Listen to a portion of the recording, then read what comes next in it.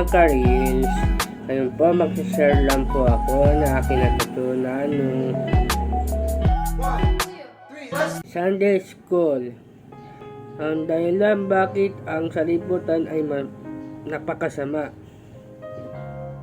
2 Timoteo 3:2 po. 2 Timoteo po ulit 3:6 po.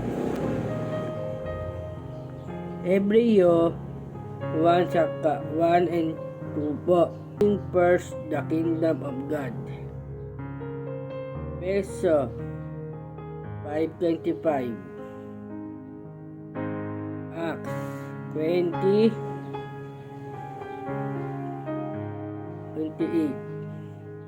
Ang Iglesia ay pag-aari ng Diyos. Hebreo 1:2 po.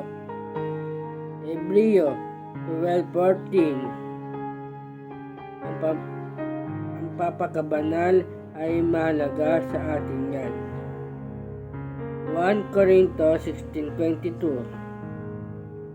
Mga awit 45 It's so po, easy. 6.